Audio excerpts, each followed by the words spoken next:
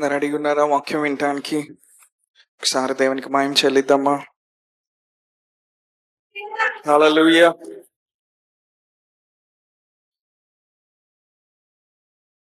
అందరు సజీవంగా ఉన్నారా?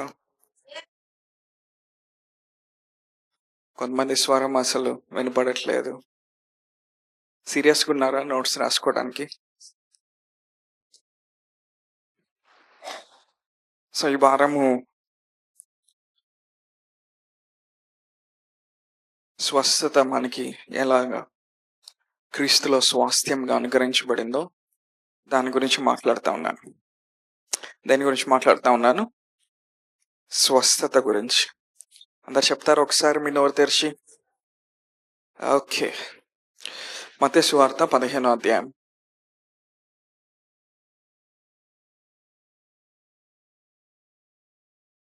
మత్తయి సువార్త 15వ అధ్యాయం 21వ వచనం నుండి. యేసు అక్కడి నుండి బయలుదేరి తూరు సీదోన్ల ప్రాంతములకు వెళ్ళగా, ఇదిగో ఆ ప్రాంతం నుండి కనాను స్త్రీ ఒకతే వచ్చి, ప్రభువా, దావీదు కుమారుడా, నన్ను కరుణింపుము, నా కుమార్తె దయ్యం పట్టి బహు బాధపడుచున్నదని కేకలు వేశాను.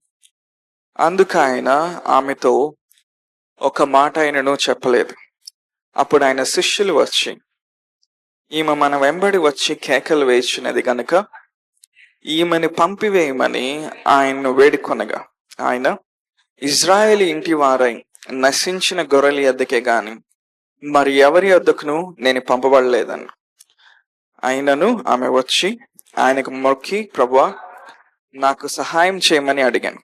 అందుకైన పిల్లలు రొట్టె తీసుకొని కుక్క పిల్లలకు వేయట యుక్తం కాదని చెప్పగా, ఆమె, నిజమే ప్రభువా, కుక్క పిల్లలు కూడా. అందుకే అమ్మ, నీ విశ్వాసం గొప్పది, నీవు కోరినట్టే నీకు అవునుగా కానీ ఆమెతో చెప్పాను. ఆ గడియలోనే ఆమె కుమార్తె స్వస్థతనుంది.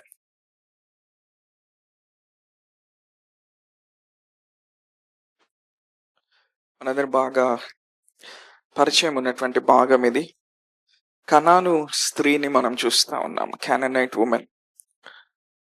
ఆమె యేసుప్రభు వారి వద్దకు వచ్చి, ఇగో తన కుమార్తెకి దెయ్యం పట్టింది, ఆమెకి విడుదల కావాలి అని ఆమె అడుగుతా ఉంది. యేసుప్రభు వారు ఏమంటా ఉన్నారు? నేను నశించిపోతున్న ఇజ్రాయెల్ ఇంటి వారి వద్దకే నేను వచ్చాను కానీ మరి ఎవరి వద్దకు నేను పంపబడలేదన్నాను. అంటే ఈ భాగాన్ని మనం చూసినప్పుడు యేసుప్రభు వారు మొదట ఆయన యూదుల యొద్దకు ఆయన పంపబడ్డాడు. వారిని దేవుని రాజ్యంలోకి నడిపించడానికి, లేదా వారిని స్వస్థపరచడానికి, వారికి రక్షణ తీసుకొని రావడానికి ఆయన యూదుల యొద్దకు పంపబడ్డాడు. సో అన్ని జనులకు ఆ దినాల్లో స్వస్థత లేదు, లేకపోతే స్వస్థత పొందుకోవడానికి వాళ్ళకి లైసెన్స్ లేదు, వాళ్ళకి అర్హత లేదు. సో ఇప్పుడు యేసుప్రభు వారి దగ్గరికి ఈ కనాను స్త్రీ వస్తా ఉంది. ఆమెకు ఆల్రెడీ తెలుసు ఏమని, యేసుప్రభు వారు యూదుల కోసం మాత్రమే వచ్చాడు, అన్యజనుల కోసం రాలేదు. ఒకవేళ మేబీ నేను అడిగినా కానీ కార్యం చేయడేమో అని తెలుసు ఆమెకు ఆల్రెడీ. కానీ ఆమె లోపల విశ్వాసం ఉంది. ఏం విశ్వాసం ఉంది? దేవుడు ఎలాగైనా నా కుమార్తెని విడిపిస్తాడు, నా కుమార్తెని స్వస్థపరుస్తాడు. అదే నాతో ఉన్నారా? అందరూ వింటా ఉన్నారా? ఓకే. ఆమెకి ఏ విశ్వాసం ఉంది? దేవుడు ఎలాగైనా, యేసుప్రభు వారు ఎలాగైనా నా కుమార్తెని విడిపిస్తాడు, నా కుమార్తెని స్వస్థపరుస్తాడని ఆమె నమ్ముతా ఉంది. సో ఇప్పుడు యేసుప్రభు వారు మాట్లాడుతూ ఉన్నాడు. అవునా? కుక్క పిల్లలకి వేస్తే రొట్టె తీసుకొచ్చి ఏమంటున్నాడు? ఏమనింది అక్కడ? పిల్లల రొట్టె తీసుకొని కుక్క పిల్లలకు వేయట యుక్తం కాదు కదా అంటున్నాడు. ఏంటంట? పిల్లల రొట్టె తీసుకొని కుక్క పిల్లలకి వేయట యుక్తం కాదు. సో దేవుని రాజ్యంలో స్వస్థత అనేది పిల్లలకి ఇచ్చే రొట్టె లాంటిది. ఆమేన్. దేవుని రాజ్యంలో స్వస్థత అనేది ఎలాంటిది? పిల్లలకి ఇచ్చే రొట్టె లాంటిది, చిల్డ్రన్స్ బ్రెడ్ అంటారు. అంటే స్వస్థత అనేది దేవుని రాజ్యంలో ఉచితంగా ఇవ్వబడింది. అందరు నాతో చెప్తారా? స్వస్థత అనేది దేవుని రాజ్యంలో ఏం చేయబడింది? ఉచితంగా ఇవ్వబడింది. ఇట్ ఈస్ చిల్డ్రన్స్ బ్రెడ్ అన్నమాట. కానీ ఈ స్త్రీని చూసినప్పుడు ఆమెకి ఆ కార్యాన్ని పొందుకోవడానికి, లేకపోతే స్వస్థత, తన కుమార్తె యొక్క స్వస్థతను చూడటానికి ఆమెకు అర్హత లేదు. ఈవెన్ పాత నిబంధనలో మనం చూసినట్లయితే ఎక్కువ స్వస్థత కార్యాలు మనం చూసేవాళ్ళం కాదు. యాజకులు కొన్నిసార్లు ప్రార్థన చేసినప్పుడు ఏమయ్యేది? కొన్నిసార్లు స్వస్థపడేవాళ్ళు. అలాగే ప్రవక్తలు ప్రార్థన చేసినప్పుడు కొన్నిసార్లు స్వస్థపడేవాళ్ళు. సో పాత నిబంధనలో స్వస్థత అనేది ఉచితంగా ఇవ్వబడలేదు. స్వస్థత అనేది స్వాస్థ్యంగా ఇవ్వబడలేదు. కానీ నూతన నిబంధనలో యేసుప్రభువు చనిపోయి తిరిగి లేచిన తర్వాత స్వస్థత అనేది స్వాస్థ్యంగా ఇవ్వబడింది. హల్లెలూయా. హీలింగ్ అనేది, లేకపోతే పర్ఫెక్ట్ సౌండ్ హెల్త్ అనేది, దట్ ఈస్ యువర్ ఇన్హెరిటెన్స్. ఏంటది? సంపూర్ణమైన ఆరోగ్యము అనేది ఏంటి? మన స్వాస్థ్యం. అందరు నాతో చెప్తారా? సంపూర్ణమైన ఆరోగ్యం అనేది క్రీస్తులో నాకు ఇవ్వబడిన స్వాస్థ్యం. మరొకసారి చెప్తారా మీరు? సంపూర్ణమైన ఆరోగ్యం, పర్ఫెక్ట్ సౌండ్ హెల్త్. ఏంటి? పర్ఫెక్ట్ సౌండ్ హెల్త్, సంపూర్ణమైన ఆరోగ్యం అనేది దేవుడు నీకిచ్చిన స్వాస్థ్యం.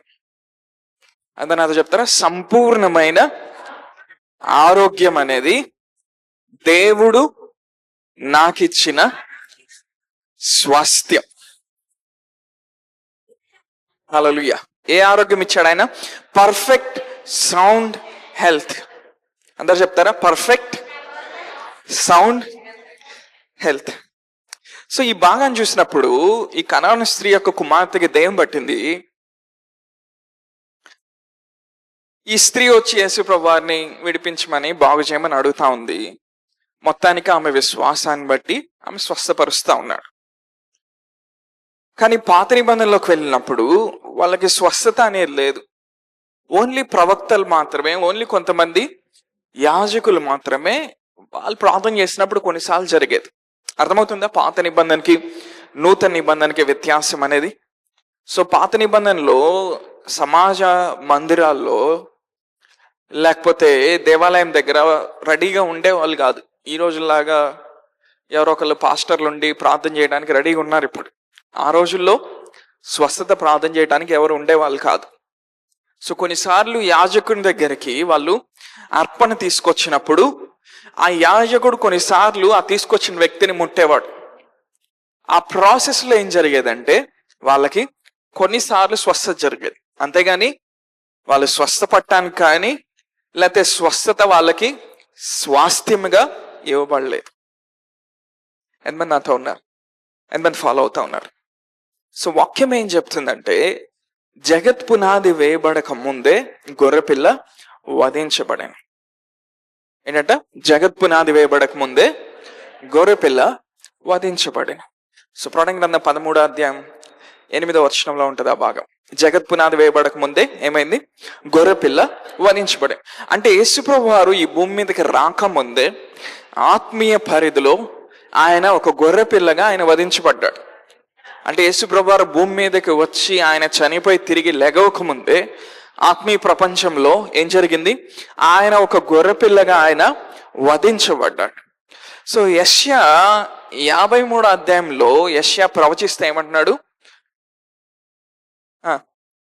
ఆయన పొందిన గాయముల ద్వారా, దెబ్బల వల్ల మనకి స్వస్థత కలుగొచ్చున్నది. హల్లెలూయా. అంటే పాత నిబంధనలో కూడా వాళ్ళకి స్వస్థత అనేది అందుబాటులో ఉంది, స్వస్థపడవచ్చు. కానీ ఆ ప్రత్యక్షత అనేది వాళ్ళకి ఇవ్వబడలేదు. హలో, యెషయా ఏమంటున్నాడు? ఆయన పొందిన గాయముల ద్వారా, ఆయన పొందిన దెబ్బల ద్వారా మనకి స్వస్థత. 20 ఏళ్ళు, 30 ఏళ్ళు, 40 ఏళ్ళు ఉన్నప్పుడు దీని గురించి అంత పెద్ద అవసరం ఉండదు. వన్స్ మీరు 50 ఇయర్స్ టచ్ అయిన తర్వాత రోజు దీంతో మీకు అవసరం ఉంటుంది. అందుకే జాగ్రత్త వినండి. ఏం చెప్తున్నా జాగ్రత్త వినండి. నేను బాగానే ఉన్నాను, నాకు సంబంధం లేదు అనుకో మాకండి. ఓకే. సో యెషయా ఏమంటున్నాడు? ఆయన పొందిన గాయముల ద్వారా, ఆయన పొందిన దెబ్బల ద్వారా మనకేమవుతుందంట? స్వస్థత కలుగుచున్నదంట. ఆమేన్. సో ఈ కనాను స్త్రీ యొక్క కుమార్తెను చూసినప్పుడు ఆమెము దెయ్యం పట్టిందని వాక్యం చెప్తా ఉంది, అవునా? కానీ కింద వచనాలు చివరికి వచ్చేసరికి ఆమె స్వస్థపడింది అని వాక్యం చెప్తా ఉంది. ఇంగ్లీష్లో షీ వాస్ హీల్డ్ అని ఉంటుంది. దెయ్యం పట్టిన వాళ్ళు సాధారణంగా వాళ్ళకి ఏం కావాలి? విడుదల కావాలి. హలో, అదే నాతో ఉన్నారా? దెయ్యం పట్టిన వాళ్ళకి ఏం కావాలి? విడుదల కావాలి. రోగం వచ్చిన వాళ్ళకి ఏం కావాలి? చూసారా మీరు ఎంత బాగా చెప్తున్నారు. కానీ ఈ దయ్యం పట్టిన ఆమెని యేసయ్య స్వస్థత అనుగ్రహించాడంట, స్వస్థత ఇచ్చాడంట. సో సాధారణంగా ఒక వ్యక్తికి దయ్యం పట్టినప్పుడు కొంతమంది ఎలా చూస్తున్నారంటే, ఇప్పుడు నేను చెప్పనులే, సాధారణంగా ఒక వ్యక్తికి దయ్యం పట్టినప్పుడు ఏం జరుగుతుందంటే, ఆ దయ్యం వచ్చి, ఆ దయ్యపు ఆత్మ వచ్చి ఆ వ్యక్తిని ప్రభావితం చేస్తూ ఉంటుంది. కొన్నిసార్లు ఆ వ్యక్తిలో దూరి ఏం చేస్తుంది? గలిబిలి చేస్తూ ఉంటుంది. సో ఆ దయ్యం వచ్చి వెళ్ళిపోయిన తర్వాత, ఎప్పుడైతే దాన్ని వెళ్ళగొట్టామో, ఇప్పుడు ఏమవుతుంది? ఆ దయ్యం అనేది వెళ్ళిపోతుంది, ఆ దురాత్మ అనేది వెళ్ళిపోతుంది. వెళ్ళిపోయిన తర్వాత ఏం జరుగుతుందంటే, ఎవరికైతే ఆ దెయ్యం పట్టిందో అంతకు ముందు, ఆ దెయ్యము వారిలో వచ్చి ఉండటం వల్ల వాళ్ళ మనస్సు, వాళ్ళ ఆలోచనలు, వాళ్ళ దేహం కూడా ఆల్రెడీ కరప్ట్ అయి ఉంటుంది, ఆల్రెడీ పాడై ఉంటుంది. వాళ్ళకి ఫిజికల్గా ఏమీ అనారోగ్యం ఉన్నట్టు కనిపించకపోవచ్చు. అదే నాతో ఉన్నారా? కష్టంగా ఉందని నేను చెప్పేది అర్థం చేసుకోవడానికి. సో ఇప్పుడు యేసుప్రభు వారు ఏం చేస్తున్నారంటే, ఆ దయ్యం పట్టిన ఆ కుమార్తెని విడిపించటం మాత్రమే కాదు, యేసుప్రభు వారు ఎప్పుడైతే ఆ కుమార్తెకి స్వస్థత ఇచ్చాడో, ఏమైందంటే దెయ్యము పట్టిన తర్వాత ఆ బిడ్డ యొక్క శారీరక ఆరోగ్యము, మానసిక ఆరోగ్యము, ఆత్మీయ ఆరోగ్యము ఏదైతే దెబ్బతిందో దానంతటిని కూడా ఆయన పునరుద్ధరించి సంపూర్ణతలోకి ఆ బిడ్డను నడిపిస్తా ఉన్నాడు. హల్లెలూయా. అందుకే స్వస్థత లేతే పర్ఫెక్ట్ సౌండ్ హెల్త్, సంపూర్ణమైన ఆరోగ్యం ఏంటి? అది మనకి మన స్వాస్థ్యం. అందరు చెప్తారా? సంపూర్ణమైన ఆరోగ్యము, పర్ఫెక్ట్ సౌండ్ హెల్త్, నా స్వాస్థ్యం. కొంచెం ఒకసారి నోరు తెరిచి చెప్పండి దయచేసి. సంపూర్ణమైన ఆరోగ్యము, నా స్వాస్థ్యం. హల్లెలూయా. సో నోటిని బాగా వాడాలి ఆత్మీయ జీవితంలో, ఓకేనా? అర్థమవుతుందా? నీ నోరు ఏం మాట్లాడుతుందో దానిలోకి నీ జీవితం వెళ్తుంది, దానిలోకి నీ లైఫ్ వెళ్తుంది. ఈరోజు లైఫ్లో నువ్వు ఈ పొజిషన్లో ఉన్నావంటే నువ్వు ఒకప్పుడు మాట్లాడిన మాటలు బాగా గుర్తుపెట్టుకో. నీ లైఫ్ ఇంప్రూవ్ అవ్వాలంటే దేవుని వాక్యాన్ని విశ్వాసంతో నువ్వు మాట్లాడటం నేర్చుకోవాలి. నీ నోరు నిన్ను ఎక్కడి దాకా అయినా తీసుకెళ్ళగలుగుతుంది. నీ నోరు నీకు ఏ అద్భుతాన్నైనా తీసుకొని రాగలుగుతుంది. నీ నోరు నిన్ను ఏ అప్పుల్లోంచైనా బయటపడగలుగుతుంది. అందుకని అపవాది నీ నోటిని పట్టుకుంటాడు, నువ్వు మాట్లాడలేవు దేవుని వాక్యాన్ని. నాతో ఉన్నారు. సో ఆ స్త్రీ ఏం చేసింది? స్వస్థత అడిగింది, వచ్చింది, స్వస్థత పొందుకుంది. ఆమేన్. కానీ ఆ స్వస్థత పడటానికి టైం కాదు, అది స్వస్థత పొందటానికి అవకాశం లేదు. ఎందుకని? ఆమె అన్యురాలు. కానీ ఆమె ఏం చేసింది? విశ్వాసం ఉంచింది. అందరూ చెప్తారా? ఆమె ఏం చేసింది? విశ్వాసం ఉంచింది. అంటే ఆమె విశ్వాసం ఏం చేసిందంటే ఏదైతే పొందుకోవటానికి ఆమెకు అర్హత లేదో అది ఆమె పొందుకునేటట్టు చేసింది. హల్లెలూయా. నేను చెప్తున్నా అర్థమవుతుందా? నీ విశ్వాసం ఏం చేస్తుందంటే బాహ్యంగా చూసినప్పుడు నువ్వు ఏదైతే పొందుకోవటానికి నీకు అర్హత లేదో వాటిని పొందుకునేటువంటి కృప నీకు విశ్వాసం తీసుకొని వస్తుంది. హల్లెలూయా. సో ఇంకొక సన్నివేశాన్ని చూద్దాం బైబిల్లో. లూకా సువార్త 15వ అధ్యాయంలోకి వెళ్దాం. లూకా సువార్త 15వ అధ్యాయం 11 నుండి 32 వచనాలు. లూకా సువార్త 15వ అధ్యాయం 11 నుండి 32 వచనాలు. సో ఇదంతా చదవటం టైం పట్టేది కాబట్టి అక్కడ ఏమో చెప్తాను. సో ఒక తండ్రికి 2 కుమారులు ఉన్నారు. రెండో కుమారుడు ఏం చేశాడు? తన ఆస్తి తనకి కావాలని తీసుకొని దూరదేశం వెళ్ళిపోయాడు. దూరదేశం వెళ్ళిపోయి ఏం చేశాడు? తండ్రి యొక్క ఆస్తి అంతటిని ఖర్చు చేశాడు, వేసలతో తిరిగాడు. చివరికి అంతా పోగొట్టుకొని ఏం చేశాడు? పందుల పొట్టు తింటా ఉన్నాడు. సో ఒకరోజు ఆ కుమారుడికి ఏమైంది? గ్రహింపు వచ్చింది. నా తండ్రి ఇంట్లో ఉన్న సేవకులకి సమృద్ధిగా ఆహారం దొరుకుతుంది కదా, నేను ఎందుకు ఇక్కడ కూర్చొని పందుల పొట్టు తినాలని ఏం చేశాడు? లేచి తన ఇంటికి వెళ్ళటం ప్రారంభించాడు. సో ఇంటికి వెళ్తున్నప్పుడు దూరం నుండి తండ్రి చూసి ఏమన్నాడు? అరే ఇంటికి రా, మాకు తర్వాత వద్దు కానీ అనలా. అవునా? ఏమన్నాడు? తండ్రి చూసి పరిగెత్తుకుంటా వచ్చి మేడ మీద పడి ముద్దు పెట్టుకొని ఏం చేస్తున్నాడు? ఇంట్లోకి తీసుకొచ్చి ఉంగరం పెట్టాడు, చెప్పులేసాడు. అవునా? ప్రశస్తమైన వస్త్రములు ధరించాడంట. అవునా? సో ఈ సందర్భంలో ఇక్కడ ఒక మాట మనం చూడొచ్చు. 27వ వచనంలోకి వెళ్దాం. సో పెద్ద కుమారుడికి అంటే వాళ్ళ అన్నకి విషయం తెలిసింది. అప్పుడు ఏం జరుగుతుందో చూద్దాం. 27వ వచనంలో, ఆ దాసుడు అతనితో, నీ తమ్ముడు వచ్చి ఉన్నాడు, అతడు తన యొద్దకు సురక్షితంగా వచ్చినందున నీ తండ్రి క్రొవ్విన పశువును వధించినని. And he said unto him, thy brother is come. కేజీవీలో వేస్తావా? And thy father hath killed the fatted calf, because he hath received him safe and sound. అందరూ ఒకసారి చూస్తారా వచనాన్ని? Thy brother is come and thy father hath killed the fatted calf, because he hath received him safe and sound. So తెలుగులో అయితే సురక్షితంగా వచ్చాడంట. కేజీవీలో ఏమైంది? Safe and సౌండ్గా వచ్చాడంట. అక్కడ సౌండ్ అనే పదానికి అర్థం ఏంటంటే గ్రీక్లో హ్యాగినో అని అర్థం. ఏంటి? వినపడలేదని చెప్పింది. ఏంటి? హ్యాగినో. అందరు అంటారు ఒకసారి. ఏంటి? హ్యాగినో. HAGINO. హ్యాగినో అంటే ఆరోగ్యం అని అర్థం. హల్లెలూయా. ఏంటి? ఆరోగ్యం. చూసారా?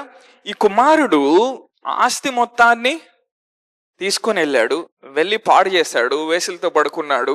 అవునా? దీనమైన దరిద్రమైన స్థితిలోకి వచ్చేసాడు, పందులు పొట్టు తినే స్థితిలోకి వచ్చాడు, చేయాల్సిన పాపాలన్నీ చేశాడు. కానీ తండ్రి దగ్గరికి వచ్చేటప్పుడంట ఎలా ఉన్నాడంట కుమారుడు? సంపూర్ణమైన ఆరోగ్యంలో ఉన్నాడంట. ఆలోచించారు ఎప్పుడైనా? సాధారణంగా అన్ని పాపాలు చేసిన వాళ్ళకి ఏం రావాలి? ఏదో ఒక రోగం రావాలి. ఎందుకని? చేసిన పాపాలను బట్టి. కానీ ఈ కుమారుడంట తండ్రి దగ్గరికి ఎలా వచ్చాడు? పర్ఫెక్ట్ సౌండ్ హెల్త్తో వచ్చాడు. అవునా? సంపూర్ణమైన ఆరోగ్యంతో వచ్చాడు. సో సంపూర్ణమైన ఆరోగ్యంతో ఎందుకు వచ్చాడంటే ఈ కుమారుడికి తెలుసు, నేను తండ్రి యొక్క కుమారుడిగా ఉన్నాను కాబట్టి సంపూర్ణమైన ఆరోగ్యం అనేది నా స్వాస్థ్యం. హల్లెలూయా. అంటే నేను ఎంత చెడిపోయినా, ఎంత తప్పిపోయినా, ఏం చేసినా సంపూర్ణంగా ఉండే ఈ ఆరోగ్యాన్ని, ఈ పర్ఫెక్ట్ సౌండ్ హెల్త్ని నా దగ్గర నుండి ఎవరు తీసేయలేరని ఎవరికి తెలుసు? ఆ చిన్న కుమారుడికి తెలుసు. హల్లెలూయా. ఎంతమంది నాతో ఉన్నారు? నేను చెప్పేది అర్థమవుతుందా? సో చిన్న కుమారుడికి ఏముందంట? అంత పోగొట్టుకున్నాడు, అంత పాపం చేశాడు, అంత పడిపోయాడు. కానీ ఏముంది? ఒకటి పోలా అతని దగ్గర నుంచి. ఏం పోలా? అతని ఆరోగ్యం పోలేదు. అవునా? సౌండ్గా ఉన్నాడంట వచ్చేటప్పుడు. హల్లెలూయా. ఎందుకని? అది తన స్వాస్థ్యం అని తనకి తెలుసు. హల్లెలూయా. సో ఈ వాక్యం విన్నప్పుడు కొంతమంది అనుకుంటారు, సరే నేను కూడా తప్పైన కుమారుడిలాగా వెళ్ళిపోయి అన్ని పాపాలు చేసి, అవునా, సంపూర్ణమైన ఆరోగ్యంతో తిరిగి వస్తాను అమ్మకండి. అవునా? తప్పైన కుమారుడు అప్పుడు ఇంకా గ్రహింపు అవ్వలేదు. అందుకనే ఏం చేశాడు? చెడిపోయాడు, పాపంలోకి వెళ్ళాడు, ఉన్నాయని పాడు చేసుకున్నాడు. మనం ఆల్రెడీ క్రీస్తు యొక్క వెలుగులోకి మనం ఆల్రెడీ వచ్చున్నాం. మనము చీకటి సంబంధం కాదు, మనం ఎవరమి? వెలుగు సంబంధం. వెలుగు సంబంధించిన క్రియలు మనం చేయడానికి పిలువబడ్డాం. హల్లెలూయా. సో కొన్ని వాటిని ఉపయోగించుకొని మన బలహీనతలో వెళ్ళకూడదు, కొన్ని వాటిని ఉపయోగించుకొని అనవసరమైన విషయాల్లోకి మనం వెళ్ళకూడదు. కానీ మనం ఏం చేయాలి? క్రీస్తు యొక్క వెలుగు మనకు అనుగ్రహించబడింది కాబట్టి, అంటే దాని అర్థం ఏంటి? తప్పిపోయిన కుమారుడి కంటే ఇంకా ఎక్కువ సంపూర్ణమైన ఆరోగ్యంలో మనం జీవించవచ్చు. ఎందుకని జీవించవచ్చు? క్రీస్తు యొక్క వెలుగు మన హృదయాల్లో ఉదయించింది కాబట్టి. ఎంతమంది నాతో ఉన్నారు? కొంతమందికి నేను చెప్పేది అర్థం చేసుకోవడం చాలా కష్టంగా ఉంది. సో నేనేం చెప్తున్నానంటే, దేవుని కుమారుడిగా, కుమార్తెగా సంపూర్ణమైన ఆరోగ్యం, డివైన్ హెల్త్, అవునా? దైవికమైన ఆరోగ్యం అనేది నీ స్వాస్థ్యం. హల్లెలూయా. సో సాధారణంగా స్వాస్థ్యాన్ని మనం ఎలా పొందుకుంటాం చెప్పండి? స్వాస్థ్యాన్ని ఎలా పొందుకుంటాం? ఇన్హెరిటెన్స్ని ఎలా పొందుకుంటాం? మీ నాన్న ఉన్నాడు, మీ నాన్నకి బాగా కోట్లు కోట్లు మూలుగుతున్నాయి ఒక మూలన, అవునా? నువ్వు దాన్ని ఎలా పొందుకుంటావు?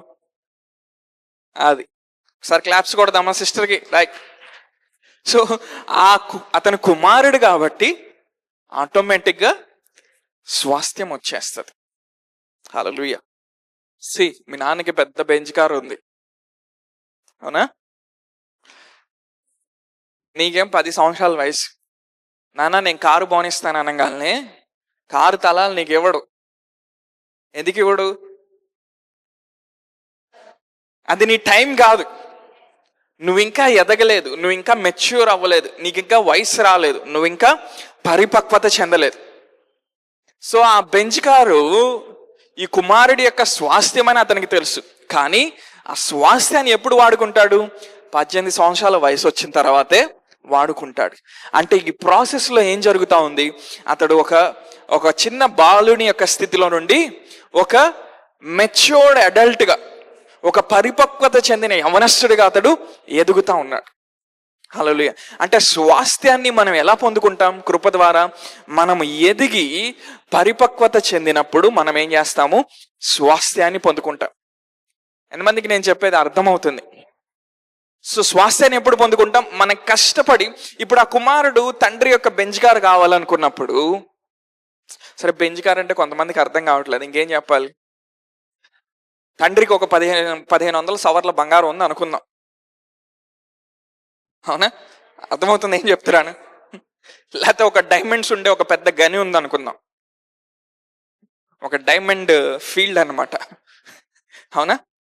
ఈ కుమారుడికి ఎలా వచ్చింది? కుమారుడు కష్టపడి పనిచేయటం ద్వారా రాదు. నేనేం చెప్తున్నానో బాగా అర్థం చేసుకోండి.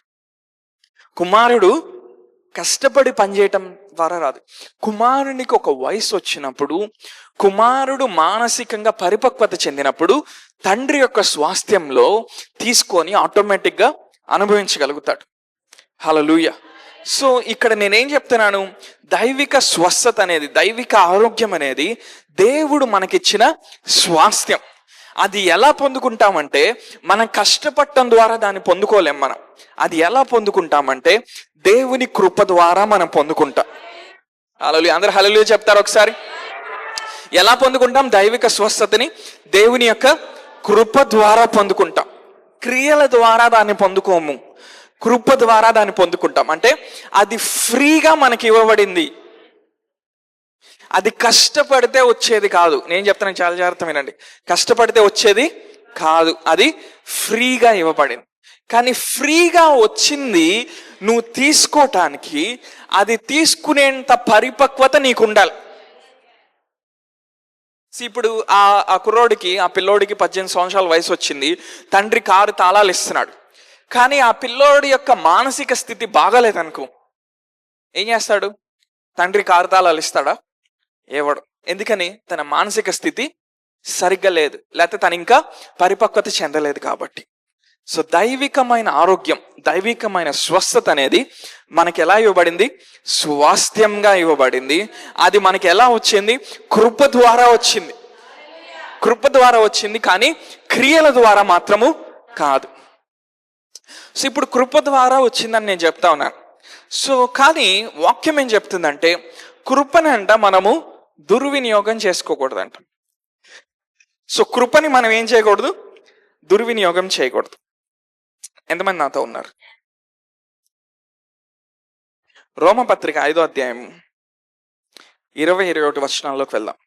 మరియు అపరాధము విస్తరించినట్లు ధర్మశాస్త్రం ప్రవేశించాను, అయినను పాపము మరణంను ఆధారం చేసుకొని ఎలాగేలెనో అలాగే నిత్య జీవం కలుగుటకై నీతి ద్వారా కృపయు మన ప్రభు అయిన యేసుక్రీస్తు మూలంగా ఏలి నిమిత్తము పాపం ఎక్కడ విస్తరించానో అక్కడ కృప అపరిమితంగా విస్తరించాడు. సో ఈ భాగంలో పౌలేమంటున్నాడు, పాపమంట ఎక్కడ విస్తరించిందో అక్కడంట దేవుని కృప అంట అపరిమితంగా విస్తరించిందంట.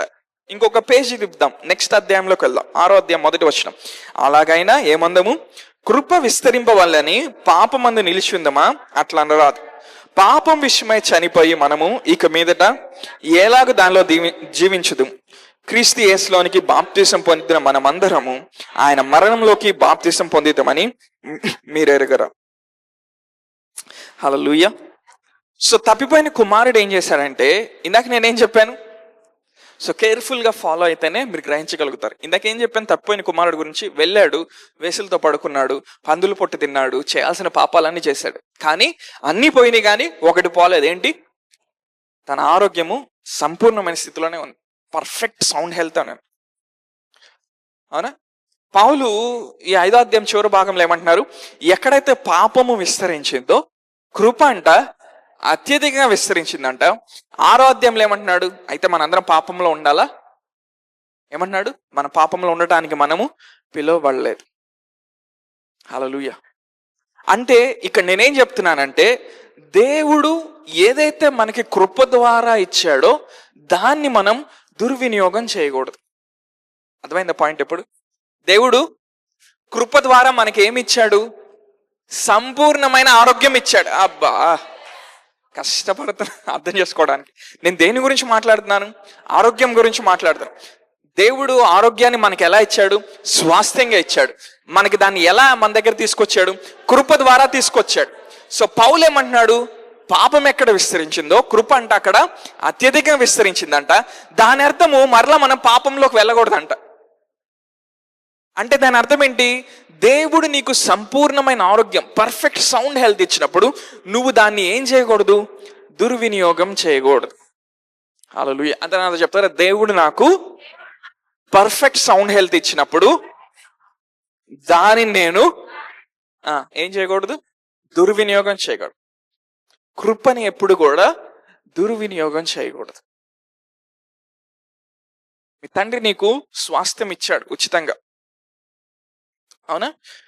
నువ్వంతా దాన్ని అనవసరంగా వాడేసి దాన్ని అంతా పాడు చేసుకుని అంతా పోగొట్టుకున్న తర్వాత నీ పరిస్థితి ఎలా ఉంటుంది? నువ్వు దివాళా తీసిన స్థితిలోకి వెళ్తావు.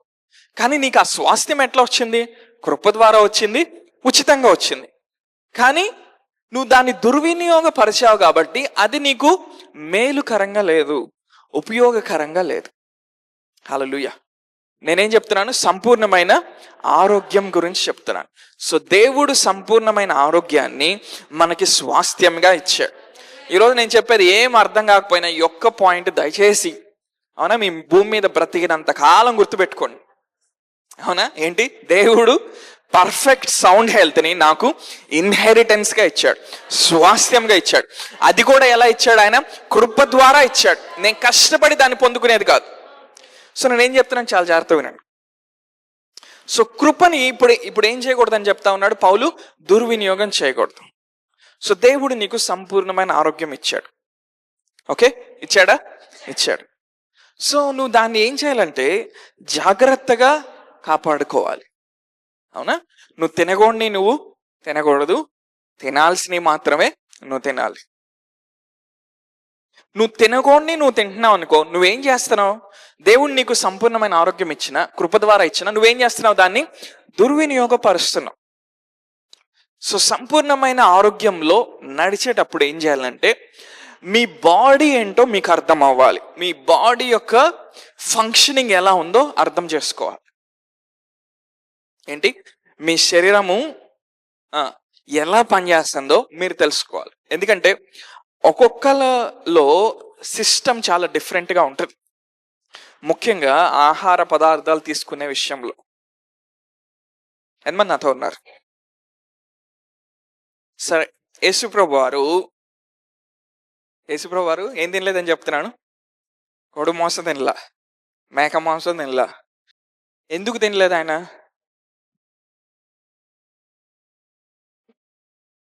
కమాన్ ఆలోచించండి, కమాన్ ఏదైనా క్రియేటివ్ ఆన్సర్ చెప్పండి. ఏదన్నా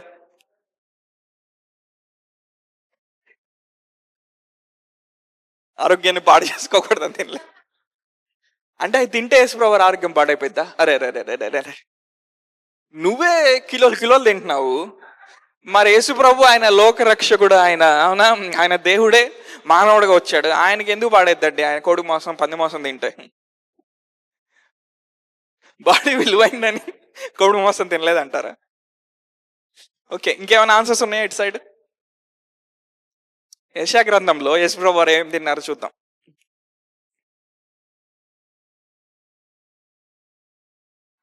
యెషయా గ్రంథం 7వ అధ్యాయం 15వ వచనం. యెషయా గ్రంథం 7వ అధ్యాయం 15వ వచనం.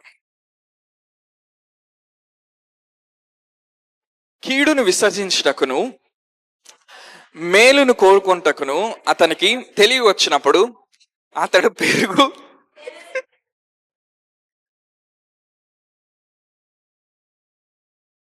ఏం తిన్నాడు యేసుప్రభు వారు? మీకు అసలు డౌట్ వచ్చింది ఎప్పుడైనా యేసుప్రభు వారు డైట్ ఎలా ఉండేదో అని, ఆయన మెనూ ఎలా ఉండేదో? ఏం తిన్నాడంట ఆయన?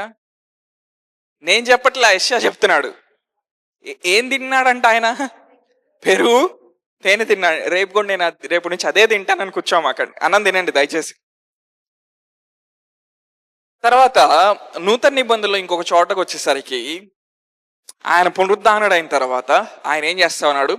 శిష్యులతో కూర్చొని ఒక ఐటెం తిన్నాడు, సీ ఫుడ్ తిన్నాడు ఆయన. అవునా? ఏం తిన్నాడు?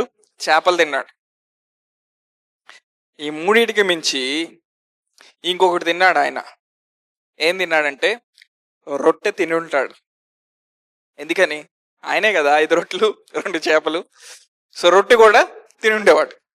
వీటికి మించి ఆయన ఏం తినలేదు. అంటే దాని అర్థం ఏంటి? తన బాడీకి ఏది సెట్ అవుతుందో ఆయనకి తెలుసు. యేసుప్రభు వారికి ఆయన నాన్ వెజ్ తిని తిని కడుపు జబ్బొస్తే ఒకవేళ ఆయనకి స్వస్థత కలిగేది కాదంటారా?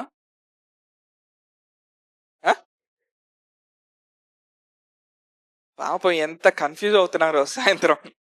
అవునా? స్వస్థత కలిగిద్దండి. ఆయనే పునరుద్ధానం, ఆయనే జీవం. అసలు ఎందుకు వచ్చింది రోగం? అవునా? కానీ ఆయన తినలేదు. ఎందుకని? దేని విషయమై ఆయనకి కృప ఇవ్వబడిందో దానిని ఆయన గ్రహించాడు. హల్లెలూయా. ఈరోజు తిండిపోతలు అందరూ చాలా కష్టంగా ఉంటుంది ఏంటాం. అవునా? దేని విషయమై ఆయనకి కృప ఇవ్వబడిందో గ్రహించాడు. అవునా? ఆయన ఏం తినేవాడంట? కీడును విసర్జించంట. ఆయన ఏం తినేవాడంట?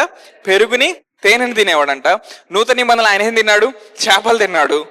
ఇంకా మేబీ రొట్టెలు తిని ఉంటాడు. హలో, నేనేం చెప్తున్నాను? పర్ఫెక్ట్ సౌండ్ హెల్త్, పరిపూర్ణం లేకపోతే సంపూర్ణమైన ఆరోగ్యం అనేది నీకు ఆయన స్వాస్థ్యంగా ఇచ్చాడు. అది కృప ద్వారా ఇచ్చాడు. ఆ కృప ఏ ఆహార పదార్థాల నిమిత్తం ఉందో నువ్వు తెలుసుకోవాలి. హలో, కొంతమంది ఈరోజు కొన్ని ప్రాక్టికల్ విషయాలు మాట్లాడతాం. సో కొంతమంది చికెన్ కూర వండుతారు. ఏం కూర? చికెన్ కూర. ఎంతమంది చికెన్ కూర ఒక్కసారి కూడా వాసన చూడలేదు? ఎవరైనా ఉన్నారు ఇక్కడ? వాళ్ళు లేరు కదా? అందరికి చికెన్ కర్రీ అంటే తెలుసు కదా. అంటే మనం రెగ్యులర్ లోపలికి వెళ్తా ఉంటది కానీ పెద్ద పట్టించుకోము ఏం వెళ్తుందో లోపలికి. నేను చెప్పేది కూడా మర్చిపోయా మీ దెబ్బకి. సో కొంతమంది ఏం చెప్తున్నా జాగ్రత్త వినండి. చికెన్ కర్రీ వండినప్పుడు ఎవరిని నేను నిందించడానికి చెప్పట్లేదు, ఉన్న విషయం చెప్తున్నాను. కొన్ని మనం మాట్లాడుకోవాలి, స్వస్థత గురించి మాట్లాడుతున్నాం కాబట్టి. వాళ్ళు కర్రీ వండిన తర్వాత 1 గంట తీసుకొని ఒక ముక్కని మనం ఇట్లా లేపామనుకో, ఆ ముక్కతో పాటు 1 లీటర్ నూనె కారుతా ఉంటుంది కింద. హలో. నా బాడీకి అయితే అలాంటి తినటానికి నాకు కృప ఇవ్వబడలా. మీలో కొంతమంది బాడీలకి ఎక్కువ కృప ఇవ్వబడింది, దేవునికి స్తోత్రం అందరిని బట్టి.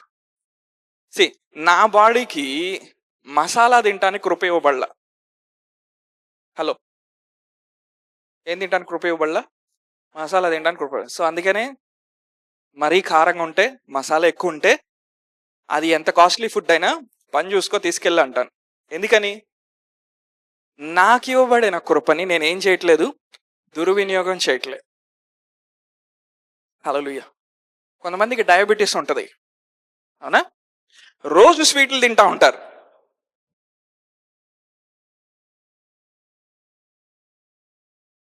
కొంతమందికి కొలెస్ట్రాల్ విపరీతంగా ఉంటుంది, రోజు మటన్ తింటారు. ఆ గుండె కొట్టుకొని కొట్టుకొని కొట్టుకొని ఒకరోజు లిఫ్ట్ ఆగిపోయినట్టు అట్ట ఆగిపోయింది. అది ఎవరేం చేయలేరు. నేను చెప్తున్నాను, కృపని దుర్వినియోగపరచకూడదు. సరే, ఇంకా ప్రాక్టికల్గా వస్తున్నారు. మీరు మాయాబజార్లో అటు సైడ్ వెళ్తే కొంతమంది ముస్లిమ్స్ ఉంటారు మనోళ్ళు, ఓకేనా? వాళ్ళకి చెప్పమాకండి నేను ఇట్లా చెప్పానని పోయి, అవునా? వాళ్ళలో కొంతమంది మెకానిక్ వర్క్ చేస్తూ ఉంటారు, అవునా? కార్లు బైకులు రిపేర్ చేస్తూ ఉంటారు. వాళ్ళు రోజు బిర్యానీ తింటారు. రోజు బిర్యానీ తిని వాళ్ళు పనిచేస్తారు. వాళ్ళకి ఏమీ కాదు. వాళ్ళకి ఎప్పుడు కడుపు జబ్బు రాదు, ఎప్పుడు గ్యాస్ ట్రబుల్ రాదు, ఎప్పుడు జ్వరం రాదు, ఏమి రాదు. ఎందుకని? ఆ ఏరియాలో వాళ్ళకి కృప ఉంది, కష్టపడుతున్నారని కాదు. నేను చెప్పే మెసేజ్ ఏం అర్థం కావట్లా మీకు? ఆ ఏరియాలో వాళ్ళకి ఏముంది?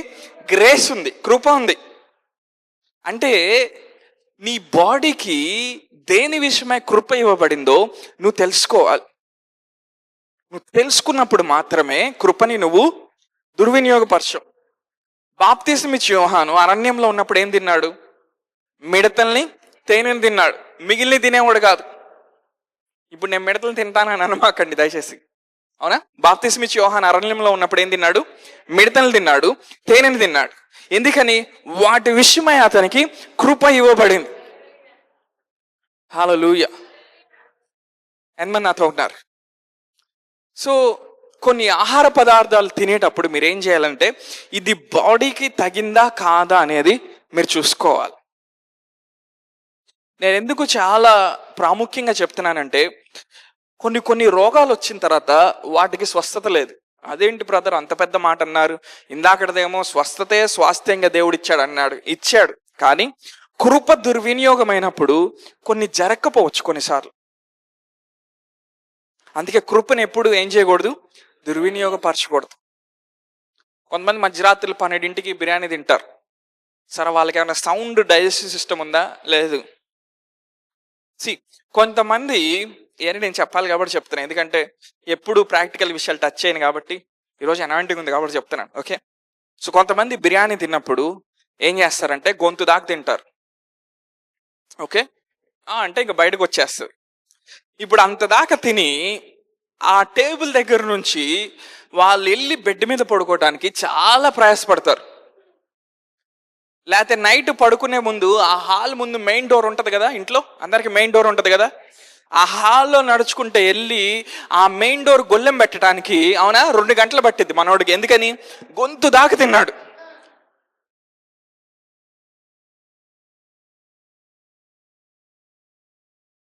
అతను అడిగితే ఏమంటాడు తెలుసా? మనం ఈ భూమి మీద ఉందే ఆస్వాదించడానికి. దేవుడు ఫస్ట్ నుండి అన్ని జీవుల్ని, జాతుల్ని, జంతువుల్ని అన్నిటి తినమన్నాడు. కానీ ఆయన నీకు వేటి విషయమే కృపిచ్చాడో నువ్వు గ్రహించాలి. హల్లెలూయా. చెప్పేది అర్థమవుతుందా? కొంతమంది పప్పుచారు చేస్తారు. ఈరోజు అన్ని ప్రాక్టికల్ ఎగ్జాంపుల్స్ చెప్తున్నా. ఏంది వాక్యం చెప్పకుండా ఇవన్నీ చెప్తున్నాను అనుకోమాకండి, ఇవన్నీ మనకు అవసరం. కొంతమంది పప్పుచారు చేస్తారు, నేను చూశాను, ముఖ్యంగా మన తెలుగు వాళ్ళు పప్పుచారు చేస్తే ఆ పప్పుచారులో సగము పచ్చిమిరకాయలే ఉంటాయి. ఆ పప్పుచారు తిన్న తర్వాత అది ఎలా ఉంటుందంటే పప్పుచారు తిన్నట్టు ఉంటుంది, కానీ పచ్చిమిరకాయల రసం భలే చెప్తున్నారు, పచ్చిమిరకాయల రసం తాగినట్టు ఉంటుంది. ఇప్పుడు ఆ పచ్చిమిరకాయల రసం తాగిన తర్వాత నీకు ఎసిడిటీ, గ్యాస్ ట్రబుల్, అవునా, గుండెల్లో నొప్పి, ఎక్కడెక్కడో నొప్పి నీకు రాకుండా ఎట్లా ఉంటుంది? హలో, కొంతమంది పచ్చళ్ళు తింటారు ఎక్కువ. తిన్న తర్వాత ఇప్పుడు ఏమవుతుంది, దాని కృప లేదు కాబట్టి ఆ విషయమే ఇప్పుడు ఏమవుతుంది, అది వచ్చి నీ దేహాన్ని బాధ పెడతాను. ఎంతమంది నాతో ఉన్నారు? అంటే మనం ఆత్మీయంగా ముందుకు వెళ్ళాలంటే, ఆత్మీయంగా మనం పరిపక్వత చెందాలంటే, ఈవెన్ మనం ఫిజికల్గా ఏం డైట్ తీసుకుంటున్నామో చాలా ప్రాముఖ్యం. హలో, ఎంతమంది నాతో ఉన్నారు? సంపూర్ణమైన ఆరోగ్యాన్ని దేవుడు మనకి ఎలా ఇచ్చాడు? స్వాస్థ్యం ఇచ్చాడు. దాన్ని మనకి ఎలా ఇచ్చాడు? ఆయన కృప ద్వారా ఇచ్చాడు. కృప ద్వారా ఇచ్చింది మనం ఏం చేయకూడదు? దుర్వినియోగం చేయకూడదు. ఎంతమంది నాతో ఉన్నారు? సో మీరు దైవికమైన ఆరోగ్యంలో నడిచేటప్పుడు మీరు పరిశుద్ధాత్మను అడగాలి, ప్రభా నేను ఏది ఎంతవరకు తినాలి, ఏది తినకూడదు. సో కొంతమందికి సీ ఫుడ్ పడదు, కొంతమందికి నాన్ వెజ్ పడదు, కొంతమంది కొన్ని ఐటమ్స్ పడవు. ఆ ఎందుకు పడవో తర్వాత సంగతి. నాకు విశ్వాసం ఉంది, నేను తినేస్తానని తినమాకండి దయచేసి. అందుకే ముందేం చెప్పాను నేను, మీ బాడీని మీరు స్టడీ చేయాలి. మీ బాడీ యొక్క తత్వాన్ని మీరు తెలుసుకోవాలి. యేసు ప్రభువు వారి యొక్క బాడీ చేపల్ని, తేనెని, పెరుగుని వీటిని మాత్రమే అరిగించుకోవడానికి డిజైన్ చేయబడింది.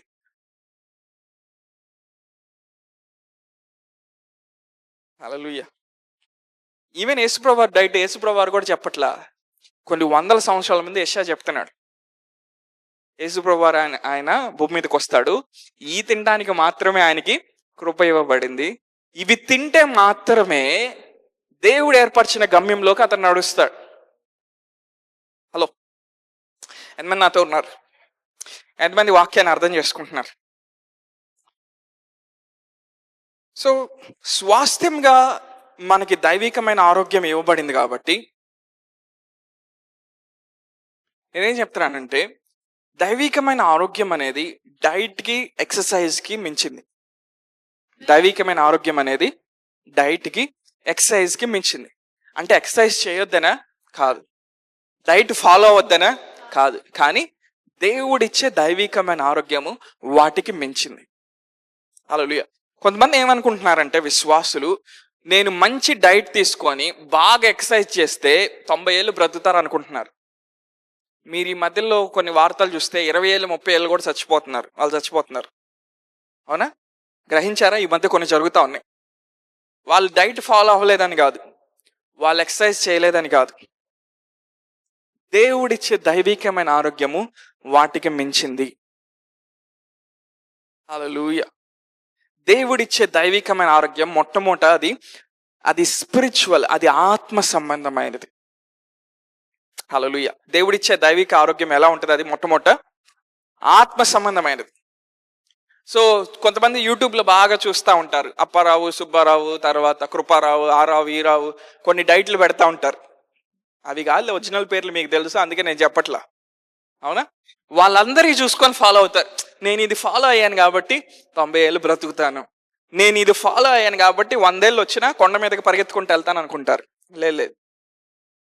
దైవికమైన ఆరోగ్యం అనేది దేవుడిచ్చే స్వాస్థ్యం. హల్లెలూయా. సో నువ్వేం చేయాలంటే, నీ బాడీ యొక్క తత్వాన్ని నువ్వు తెలుసుకొని, దేని విషయమై నీ కృప ఇవ్వబడిందో వాటిని గ్రహించి వాటిని మితంగా తినటం ప్రారంభించాలి. హల్లెలూయా. అయిపోయింది ఆ మెసేజ్. ఏం చెప్పాలనుకున్నానో చెప్పేశాను. దేవుడు దేని విషయమై నీ కృప ఇచ్చాడు. సో కొంతమంది రోజు బిర్యానీ తిన్నా, సంవత్సరం మొత్తం తిన్నా వాళ్ళకి ఏం కాదు. ఎందుకని?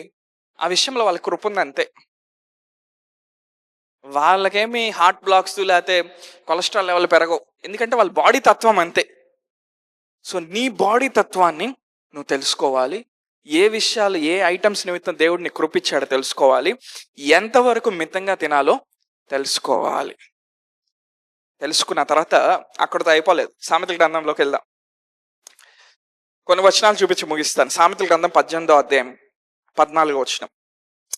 నరుని ఆత్మ వాని వ్యాధి నోర్చును, నలిగిన హృదయంను ఎవడు సహింపగలడు. The spirit of a man will sustain his infirmity. నరుని ఆత్మ వాని వ్యాధి నోర్చును అంటే ఒక వ్యక్తి అనారోగ్యంతో ఉన్నప్పుడు అతనిలో ఉన్న ఆత్మంట ఆ అనారోగ్యపు టైంలో అతన్ని నిలబెడతదంట, అతన్ని సస్టైన్ చేస్తుందంట. అంటే ఒక వ్యక్తి అనారోగ్యంలో ఉన్నప్పుడు అతను ఫాలో అయిన డైట్, అతను చేసిన ఎక్సర్సైజ్ అది అతనికి హెల్ప్ చేయదు. Hello, equal and opposite reaction వచ్చేటట్టు చెప్తాను. అందుకే కొంతమంది కన్ఫ్యూజన్లో ఉన్నారు. ఇదేంటి, ఇందాక ఎక్సర్సైజ్ చేయమన్నాడు, డైట్ తీసుకోమన్నాడు, యేసుప్రభువు డైట్ ఇదని చెప్పాడు, మళ్ళీ ఇప్పుడు ఏమంటున్నాడు? అందుకే దైవికమైన ఆరోగ్యం అనేది ఆత్మ సంబంధమైనది మొదట. హల్లెలూయా. సో ఒక వ్యక్తికి వ్యాధి వచ్చినప్పుడంట, ఏం చెప్తాను జాగ్రత్తగా వినండి. ఒక వ్యక్తికి అనారోగ్యం వచ్చినప్పుడంట అతన్ని సస్టైన్ చేసేది ఏంటి, అతన్ని నిలబెట్టేది ఏంటి? అతనిలో ఉన్న స్పిరిట్, అతనిలో ఉన్న ఆత్మ. అందుకే నూతన నిబంధనలో పరిశుద్ధాత్మ యొక్క మొట్టమొదటి పరిచర్య ఏంటంటే ఆయన నీ లోపలికి వచ్చి నీ ఆత్మని, లేకపోతే నీ అంతరంగ పురుషుడిని ఆయన్ని తన శక్తి ద్వారా బలపరుస్తూ ఉంటాడు. నీ ఎప్పుడైతే వాక్యంలో ఉంటావో, ఎప్పుడైతే దేవునితో సహవాసంలో ఉంటావో, నీ అంతరంగ పురుషుడు ఏం చేయబడతాడు? బలపరచబడతా ఉంటాడు. ఈ బలపరచబడిన వ్యక్తి అనారోగ్యంలోకి వెళ్తే, ఏదైనా రోగంలో అట్లా పడి ఉంటే, ఆ టైం అంతా కూడా అంట ఏది అతను నిలబెడుతుందంటే అతని లోపల ఉన్న ఆత్మ. The spirit of a man will sustain him in his infirmity. Hello, అంటే అతను తిన్న డైట్ కాదు, చేసిన ఎక్సర్సైజ్ కాదు. చెప్తున్నాను, అర్థమవుతుందా ఏం చెప్తున్నాను? అంటే డైట్ తినొద్దు అంటున్నానా, ఎక్సర్సైజ్ చేయొద్దు అంటున్నానా? కాదు కాదు. అంటే నీ ఆత్మ బలపరచబడిన స్థితిలోకి వెళ్ళినప్పుడు, ఒకవేళ ఎలాంటి రోగము, మరణకరమైన రోగము నువ్వు ఎదుర్కొన్నా, ఆత్మ ఏం చేస్తుందంట? నిన్ను నిలబెడతదంట. అందుకే నువ్వేం చేయాలి? వాక్యం ద్వారా, ప్రార్థన ద్వారా నువ్వు బలపరచబడి ఒక స్థితిలో నువ్వు ఎప్పుడు కాన్స్టెంట్గా జీవిస్తూ ఉండాలి. ఒక వ్యక్తికి రోగం వచ్చిన తర్వాత అతను ఆత్మీయంగా నిలబడతాడో లేదో చెప్పలేం. ఒక వ్యక్తికి ఆర్థిక సమస్యలు వచ్చిన తర్వాత అతను దేవునిలో నిలబడతాడు లేడో చెప్పలేం. కానీ అవి రాకముందు ఏం చేయాలంట? తన ఆత్మని దేవునిలో బలపరుచుకొని ఒక స్థానానికి రావాలంట. ఆ స్థానానికి వచ్చినప్పుడు ఒకవేళ పొరపాటున ఏదైనా రోగంలో గుండా వెళ్తే ఆత్మ అంట అతన్ని నిలబెడతది అంట. హల్లెలూయా. మీరు అర్థం చేసుకోవడానికి కష్టపడుతున్నారు, నేను చెప్పడానికి కష్టపడుతున్నా, కానీ మొత్తానికి ఏదో ఒకటి ఎక్కాలి లోపలికి. The spirit of a man will sustain him in his infirmity. ఇప్పుడు అతనిలో ఉన్న ఆత్మ బలహీనమైంది అనుకో. సరే, ఒక వ్యక్తి ఉన్నాడు అనుకుందాం, ఉదాహరణకి అతనికి ఏ టీబీయో ఏదో రోగం వచ్చింది, అవునా? రోజు మందులు వేసుకుంటున్నాడు. ఆ స్థితి నుండి అతను బయటికి రావాలంటే, లేకపోతే ఆ స్థితిలో అతను స్థిరంగా నిలబడి భయపడకుండా, చింతించకుండా, అవునా, దేవుని మీద విశ్వాసం ఉంచాలంటే అతని ఆత్మ బలపరచబడిన స్థితిలో ఉండాలి. హల్లెలూయా. అప్పుడే అతను ఏం చేస్తాడు? ఆ అనారోగ్య పరిస్థితిలో కూడా నిలబడి, అక్కడ కూడా దేవుని యందు విశ్వాసం ఉంచి, అక్కడ కూడా అతను కాపాడబడి అందులో నుండి సంపూర్ణంగా బయటకు వస్తాడు. హల్లెలూయా. నీ ఆత్మ బలపరచబడితే ఏ క్యాన్సర్ అయినా, ఏ టీబీ అయినా, ప్రపంచంలో వచ్చిన ఏ వైరస్ అయినా ఒకవేళ నీకు తగలొచ్చు, తగిలిన తర్వాత నువ్వు పడిపోవటం అనేది ఉండదు. తగిలిన తర్వాత నీ ఆత్మ ఆల్రెడీ బలపడిన స్థితిలో ఉంది కాబట్టి ఆ టైం పీరియడ్ అంతా అది నిన్ను నిలబెడుతుంది. నీ విశ్వాసంలో నువ్వు స్థిరంగానే ఉంటావు. నువ్వు అక్కడి నుంచి కిందకి వెళ్ళిపోవు, కానీ అక్కడి నుంచి మరలా దైవిక ఆరోగ్యంలోకి నువ్వు వస్తావు. హల్లెలూయా. సాధారణంగా బాడీలో లివర్కి రీజనరేషన్ కెపాసిటీ ఉంటుంది. అంటే లివరు కొంతవరకు పాడైపోయినా ఏమవుతుంది? మరలా అది ఆటోమేటిక్గా తిరిగి బాగవుతుందంట. అలానే నీ ఆత్మ బలపరచబడిన స్థితిలో ఉన్నప్పుడు నువ్వు కానీ, మీ కుటుంబ సభ్యులు కానీ ఎవరైనా భయంకరమైన అనారోగ్యంలోకి వెళ్ళినా అక్కడ నుండి వాళ్ళు పాతాళంకి వెళ్ళరు, కానీ వాళ్ళు ఏం చేస్తారు? అక్కడ నుండి వాళ్ళు ఒక లివర్ ఎలాగ రికవర్ అవుతుందో, మళ్ళా పాడైపోయిన లివరు, అక్కడ నుండి వాళ్ళు ఏం చేస్తారు? రికవర్ అవటం మొదలు పెడతారు, తిరిగి కోలుకోవటం మొదలు పెడతారు. ఆ టైం అంతా, ఆ కోలుకునే టైం అంతా అతన్ని నిలబెట్టేది ఏంటంటే అతని లోపల ఉన్నటువంటి ఆత్మ. హల్లెలూయా. ఈ మధ్య జాగింగ్ చేస్తే చచ్చిపోయిన వాళ్ళు ఉన్నారు, తెలుసా మీకు? సాధారణంగా జాగింగ్ అనేది హెల్త్కి మంచిది, అవునా? జాగింగ్ చేస్తే చచ్చిపోయిన వాళ్ళు ఉన్నారు. అవునా? మా బంధువులు ఒక ఆయన బిర్యానీ తింటే చచ్చిపోయాడు హైదరాబాద్లో. సి నేనేం చెప్తున్నాను, రాబోయే రోజుల్లో ప్రతిదాన్ని మనం ఎదుర్కోవాలంటే మొదట మన ఆత్మ బలపరచబడిన స్థితిలో ఉండాలి. తర్వాత ఏ ఫుడ్ ఐటమ్స్ నిమిత్తం దేవుడిని కృపిచ్చాడో నువ్వు గ్రహింపగలిగి ఉండాలి. మూడోది, ఆ కృపను నువ్వు దుర్వినియోగపరచకూడదు. ఒకవేళ నీకు అనారోగ్యం కానీ తగిలితే బై మిస్టేక్, ఆ టైంలో నీ బలపరచబడిన ఆత్మ ఏం చేస్తుంది, నిన్ను సస్టైన్ చేసి అక్కడి నుండి నిన్ను రికవరీలోకి తీసుకొచ్చి అక్కడి నుండి మరలా నిన్ను సంపూర్ణమైన ఆరోగ్యంలోకి తీసుకొని వస్తుంది. హల్లెలూయా. ఎన్నో రిసీవ్ చేసుకుంటున్నారు వాక్యాన్ని. సామెతల గ్రంథం 3వ అధ్యాయంలోకి వెళ్దాం. ఇంకా 2 వచనాలు చూపించి నేను ముగిస్తాను. 7వ అధ్యాయం 8వ వచనం, 7-8 సామెతల 3:7-8. ఒకసారి కేజేవిలో వేస్తావా? Be not wise in thine own eyes. 3వ అధ్యాయం సామెతల 3:7-8 KJV. Be not wise in thine own eyes, fear the Lord and depart from evil. It shall be health to thy navel and marrow to thy bones. చదువుతారు అందరూ? Be not wise in thine own eyes, fear the Lord and depart from evil. Next వచనం, it shall be health to thy navel and marrow to thy bones. నీ దేహమునకు ఆరోగ్యమును, నీ ఎముకలకు సత్తువయు కలుగును. ఎప్పుడంట? యెహోవా యందు భయభక్తులు కలిగి నువ్వు చెడుతనం విడిచిపెట్టినప్పుడు అంట. ఏంటంట? యెహోవా యందు భయభక్తులు కలిగి నువ్వు చెడుతనం విడిచిపెట్టినప్పుడంట. కేజీవీలో ఏమనింది? నీ నేవెల్కి హెల్త్ ఉంటుందంట. నేవెల్ అంటే ఏంటి? సెంటర్లో ఉంటుంది చూసావా? అవునా? సెంటర్లో గుండ్రంగా ఉంటుంది చూసావా? అది నేవెల్ అంటే. అవునా? అందులో నుంచి అంబ్లికల్ కార్డుతో బేబీ బయటకు వచ్చినప్పుడు డాక్టర్స్ ఏం చేస్తారు? ఒక పెద్ద రంపం తీసుకొని దానికి మామూలు సీజర్ ఉపయోగించి దాన్ని కట్ చేస్తారు. అర్థమవుతుందా? సో అక్కడంట నేవెల్ దగ్గరంట, ఇది ఈ సెంటర్ పార్ట్లో, ఖచ్చితంగా తెలుగులో చెప్పాలంటే నీ బొడ్డు దగ్గర, అవునా, నీ కడుపులో, నీ డైజెస్టివ్ సిస్టంలో నీకు ఆరోగ్యం ఉంటుందంట. రెండోది ఏంటంట? నీ ఎముకలకు సత్తువ కలుగుతుందంట. దాని అర్థం ఏంటంటే నీ ఎముకలకు నువ్వు చెడుతనం విడిచిపెట్టినప్పుడు నీకు బలం వస్తుందంట. హల్లెలూయా. సో కొన్ని రోగాలన్నీ కూడా నీ నీ జీర్ణకోశ వ్యాధులు అంటారు. అంటే అర్థం ఏంటి?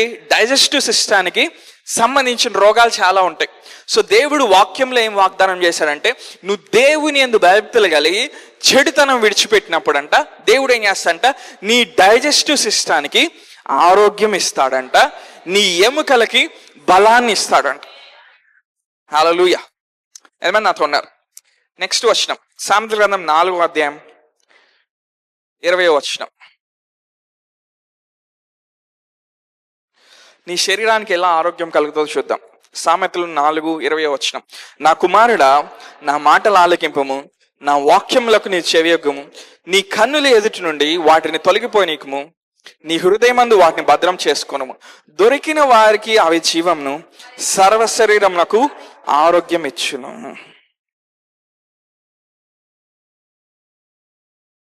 It shall be health to all their flesh. దేవుని మాటలంట తీసుకొని, దేవుని మాటలంట నీ లోపల నువ్వు పెట్టుకున్నప్పుడు అవి నీకు దొరికితేనంట ఏంటంట? ఆరోగ్యం.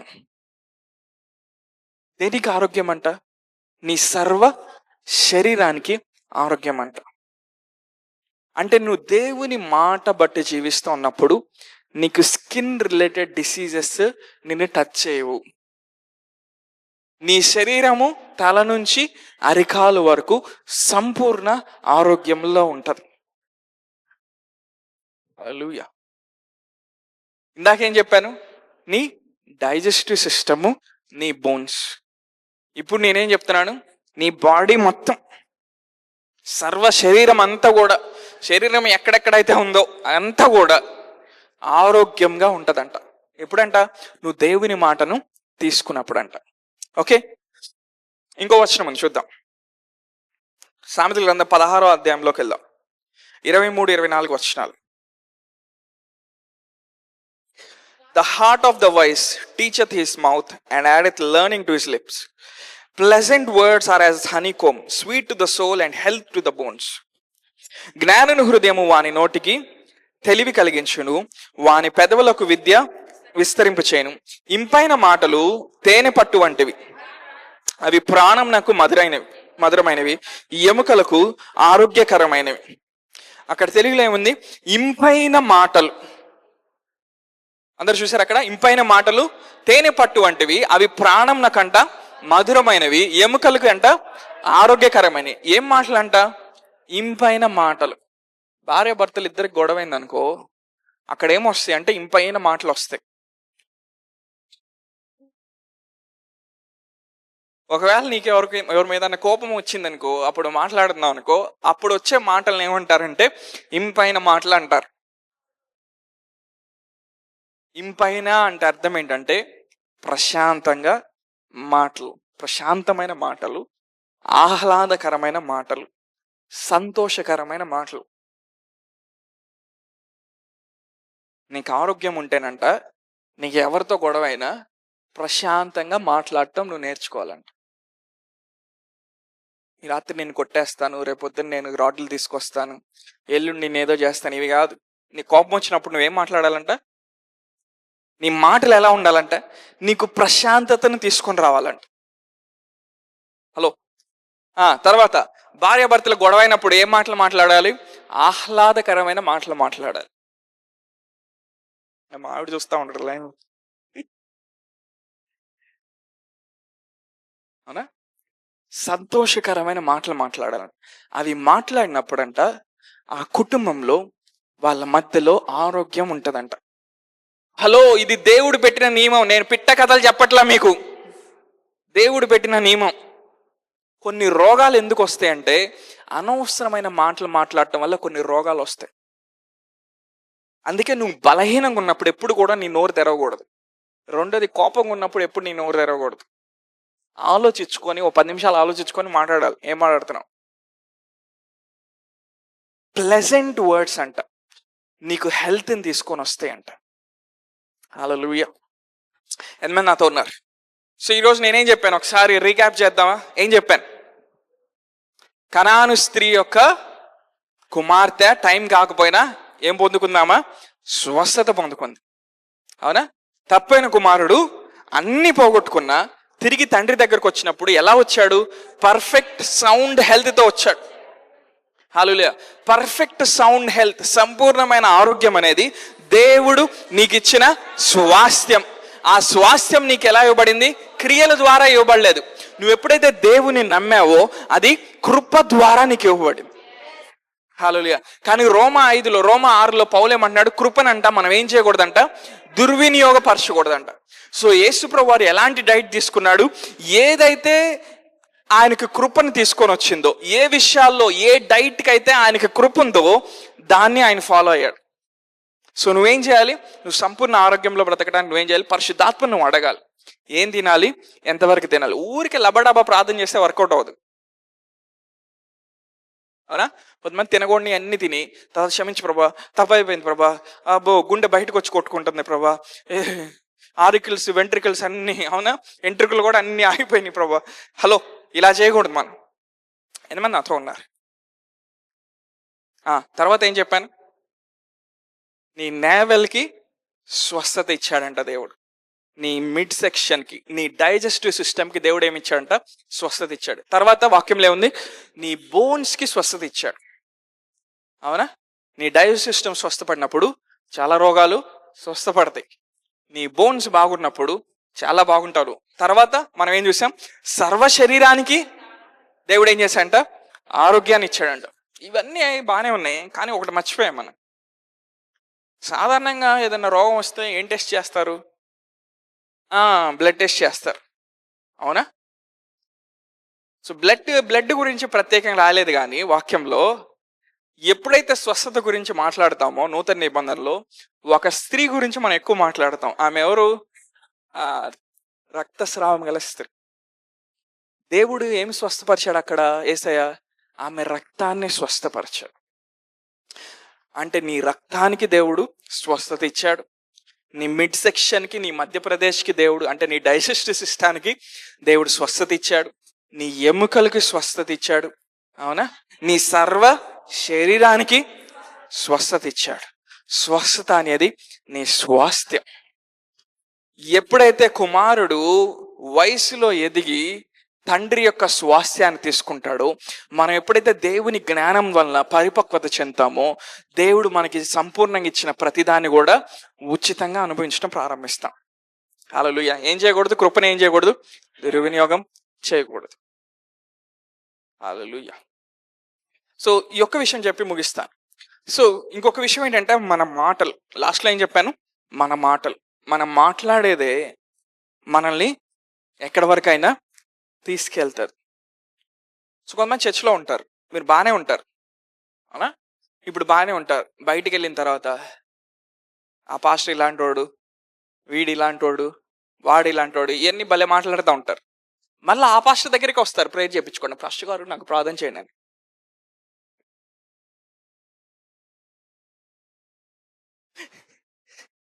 హలో,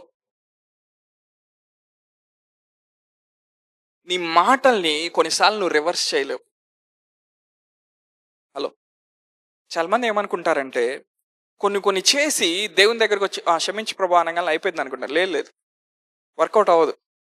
కొన్ని వాటికి ఆత్మీయ ప్రపంచంలో నియమాలు ఉంటాయి. అందుకని నువ్వు బలహీనంగా ఉన్నప్పుడు ఎప్పుడు కూడా నేను రేపు చచ్చిపోతాను, ఎల్లుండి నాకేదో అయింది, అది నువ్వు మాట్లాడకూడదు.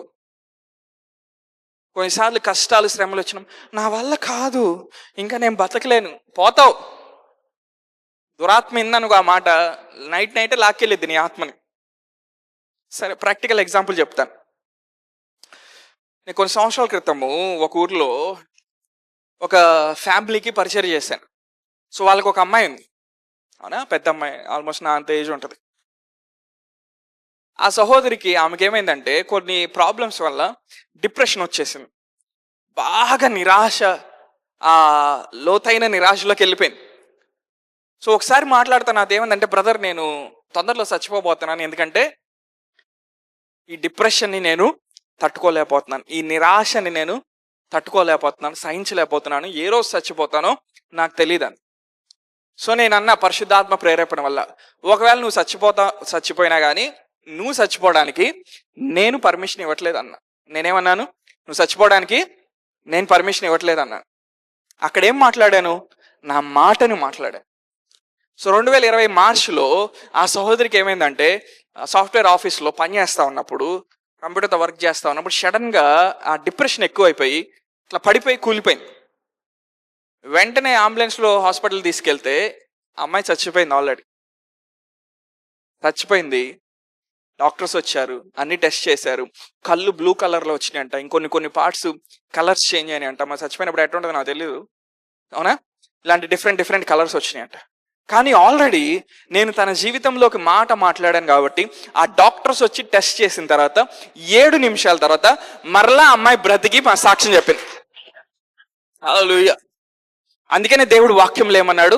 మాటలంట, ఆహ్లాదకరమైన మాటలంట ఏం చేస్తాయంట? ఆరోగ్యాన్ని తీసుకొని వస్తాయంట. దేవుని వాక్యం అంట నీకు దొరికితే అంట నీకు అది జీవాన్ని ఇస్తుందంట, నీ సర్వ శరీరానికి ఆరోగ్యాన్ని ఇస్తుందంట. అందుకనే నువ్వు ఏది పడితే అది మాట్లాడకూడదు. జీవము మరణము ఎక్కడున్నాయి? నాలుక వశంలోను.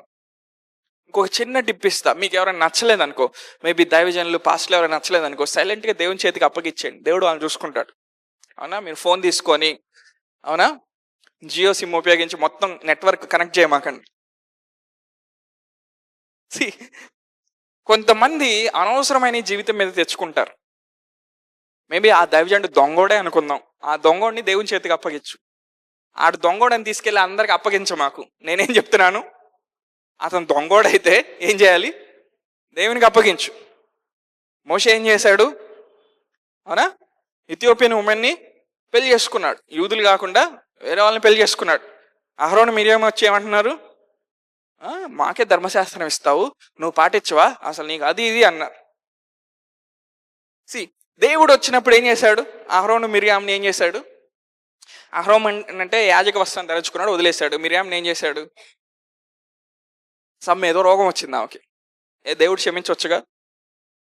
నేను చెప్తున్నా, చాలా జాగ్రత్త వినండి. కొంతమంది ఇలా చనిపోయిన వాళ్ళు కూడా ఉన్నారు. సో సాధారణంగా ఏంటంటే నూతన నిబంధన అంటే కృప అనుకుంటారు. లేదు లేదు, కృపతో పాటు కొన్ని ఆత్మీయ ప్రపంచంలో నియమాలు ఉంటాయి.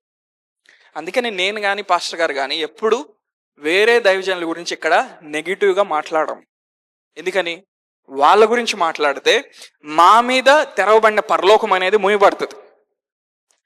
కొన్ని మాట్లాడిన తర్వాత వాటికి క్షమాపణ ఉండదు, గుర్తుపెట్టుకోండి. నేను ఇవన్నీ భయపెట్టడానికి చెప్పట్లేదు, ఇవన్నీ ప్రాక్టికల్ ట్రూత్స్. ఆత్మీయ ప్రపంచంలో కొన్ని మాట్లాడిన తర్వాత, కొన్ని చేసిన తర్వాత వాటికి క్షమాపణ ఉండదు. హలో, అందుకని ఏం చేయాలి? నీ మాటలు నువ్వేం చేయాలి? జాగ్రత్తగా పెట్టుకోవాలి. దేవుని ఆత్మ నడిపింపులో నువ్వు మాట్లాడటం నేర్చుకోవాలి. హల్లెలూయా. ఎంతమంది నాతో ఉన్నారు? ఎంతమంది వాక్యం ద్వారా దీవించబడ్డారు? ఎంతమంది పర్ఫెక్ట్ సౌండ్ హెల్త్ కోసం వెళ్తా ఉన్నారు? సంపూర్ణమైన దైవిక ఆరోగ్యంలో ఎంతమంది జీవించబోతా ఉన్నారు? అది ఎలా వచ్చింది? కృప ద్వారా వచ్చింది. దేవుడు నీకు ఉచితంగా అనుగ్రహించాడు. మీరు జస్ట్ ఎక్కడున్నారు అక్కడ కళ్ళు మూసుకుందాం, ప్రార్థన చేద్దాం.